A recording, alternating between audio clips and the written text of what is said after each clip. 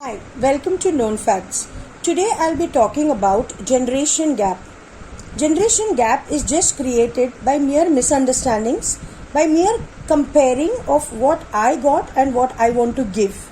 So there are few points which I would like to reflect on. Basically the causes, why this generation gap is considered, and basically some remedies or tips of how we can come over this gap.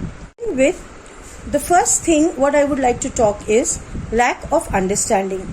We basically lack to understand what is expected and what we want to expect.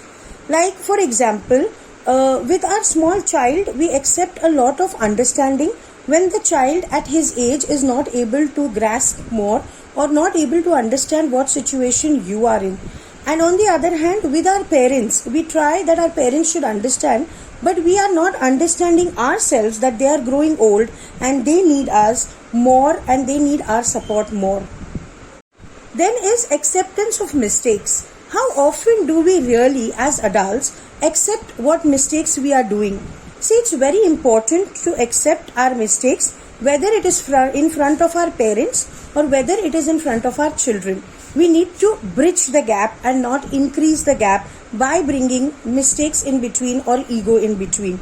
You will accept your mistakes only when you don't have your ego standing there. Many a times when we talk about two generations, we usually talk about the expectations. Like our parents want us to do what they did because they experienced it. As parents, we want our children to understand what we are going through. But in the meantime, we are not ready to accept what is the fact. So acceptance is very important, and let's not anybody be our replica. Let's not put our aims and goals in our children that they have to just be a replica of what we are. They are individuals. They need to grow as individuals. Next is compromising. There are too many compromising situations we try to create. If we are staying with two generations, that means maybe our elders and our younger ones. Now, the elders will expect our children, that means our next generation, to behave in a particular manner because they are adults and they need the respect and they need the categorized talks. But our children will always have another point of view.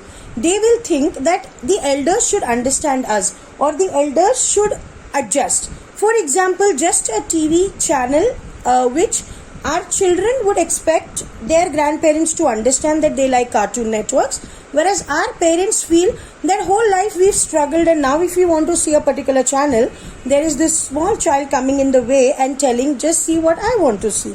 So that's that's where we want both the generations to compromise. So we have to come to a conclusion and not create the gap. As I said, bridge the gap of generation.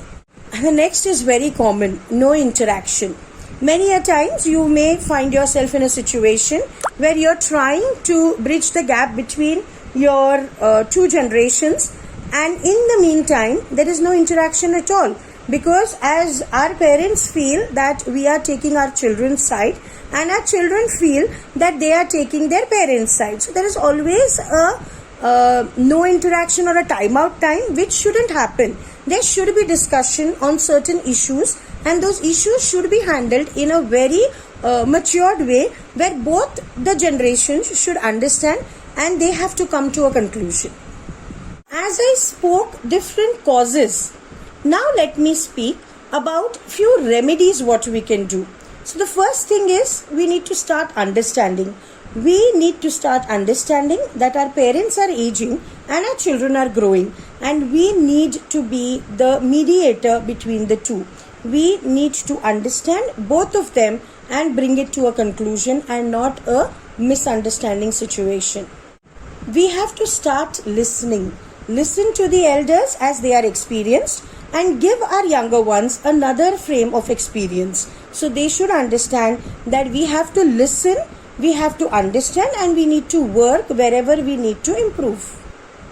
We should keep an open mind in all situations. It's not that every time our parents would be right and every time a child would be right.